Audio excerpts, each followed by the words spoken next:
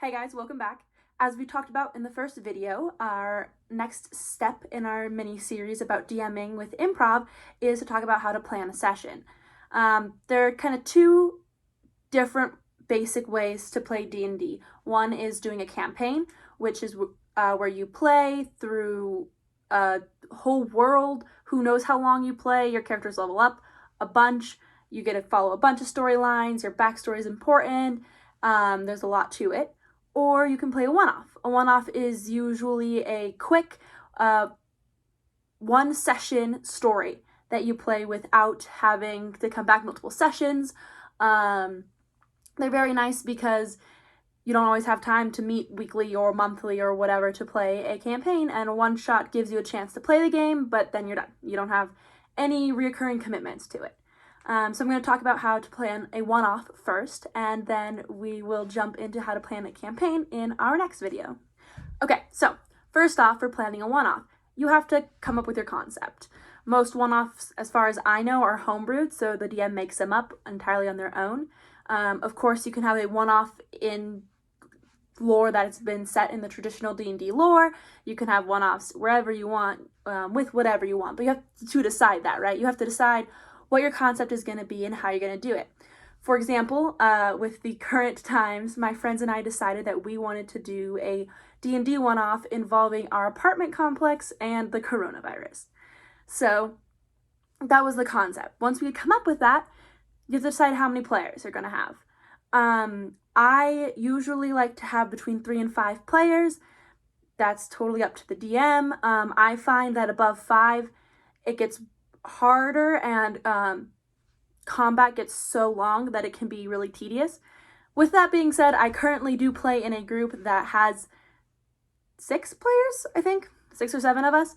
And it's still fun because we're all friends and, we're all into the game. But if you're just starting out or want a more focused game, I would scale back the number of people that you have in it. So you pick the number of people, you have your concept. Then the next thing that you want to decide is your characters. So there's a couple parts in picking a character. First, you want to decide how you're going to do character sheets. Are people going to actually make a real D&D character that you would make for a traditional 5e campaign? Are people going to make it up when they get there? Are you going to add in an hour or two of character planning into your time slot that you've set for this one session?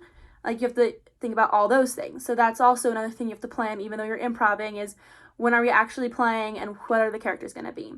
In this example of the apartment complex versus the coronavirus, I decided that they weren't going to have traditional character sheets. Their characters were 2 parts. One, I made their characters be them. They were actually playing who they are as a person. And the way we kind of settled that with scores and rolling is they got to argue with me for what they thought their pluses or minuses should be to their roles based on who they are as a person.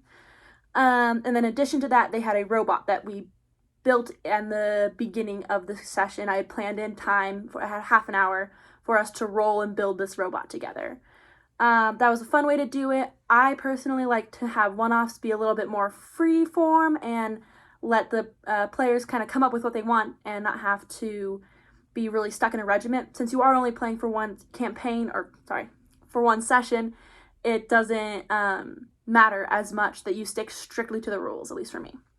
Something I did forget to say about making characters is that you can also, sometimes it's helpful to have their backstories planned out for characters, and sometimes that's part of the planning they have to do.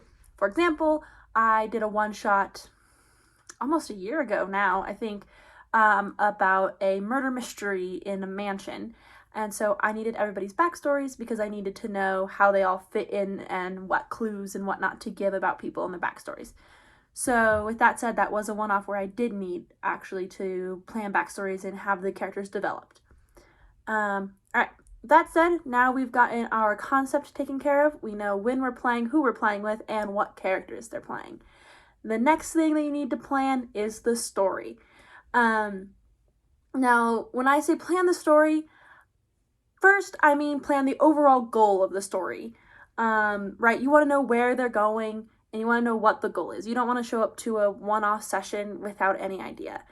now that you have stories and character and backstories and concept, you should have a base kind of storyline. So, for example, the plot of the apartment complex versus the coronavirus was that they all played as a robot that was created from all of our apartments in our apartment complex to maintain social distancing. And this robot went across the country to try to save one of our friends who is not currently at the apartment, which was me. So they went on this campaign to save Rose, and I knew that was the overall story. I knew on their way that they were going to be attacked by rocks, the flying birds in Utah, a place with many rocks. And I knew that, or no, sorry, it was not Utah. It was the Rocky Mountains. God, how can I mess up my own puns?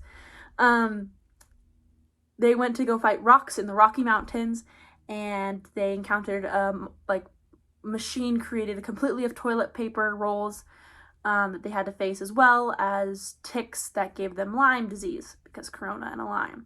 A lot of puns. Before that session, I had those basic ideas planned out. I didn't have exactly where it was going to happen or when it was going to happen or what else, but those were the major plot points I needed them to hit to get through the story. Additionally, if there is any sort of treasure or magical item that they need to find to complete the quest, you want to know that beforehand, if possible.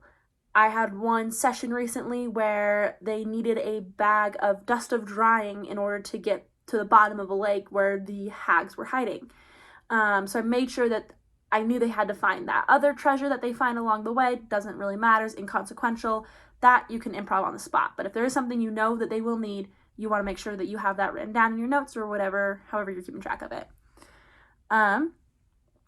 Thirdly, I think, you need to know the puzzles that they're going to encounter, or at least the concept of the puzzles or traps that they're going to encounter. It's never fun to end up in the situation where you wanted the puzzle to come up and you not be prepared with the puzzle. For the apartment complex versus coronavirus D&D session, I had one puzzle and one maze. So I made the maze as a map that they could play through, and I had the puzzle set up for what the puzzle was going to be, which was a sort of decoding word search-esque thing. Having these ready was helpful because I was just able to give them to the party right away. What I didn't have handy, and what I did have to improv in the session, was the hints for the puzzle. And I didn't have to improv anything for the maze. But having the hints not ready to go meant that I had to also be thinking on my feet while they were solving the puzzle, which gave a challenge to both of us, so I didn't get too bored while they were trying to figure it out. With that, that's all the basis that you need, or at least that I need to have planned beforehand to go into the session. I don't know exactly what's going to happen. I don't know who they're going to encounter. I don't know what NPCs I'm going to play. I know the basics of where I kind of want them to end up, like checkpoint goals. How they're going to get there, it's up to them to decide and me to follow along. I hope you've all enjoyed. If you did, give it a like, a comment, subscribe. Apparently there's a bell now on YouTube. I'm learning new things every day. And Brevin, nope. He sees a truck. He's going to try to attack the truck. He needs to protect me. It's very sweet. Next video, we will be looking at how I plan for my improv sessions of a campaign, which is a little bit different, but uses a lot of these same basic core values. And it's, I don't know how to finish that sentence, so I'm not going to. That's the beauty of improv. Doesn't always work out well. I will see you all next time. Bye.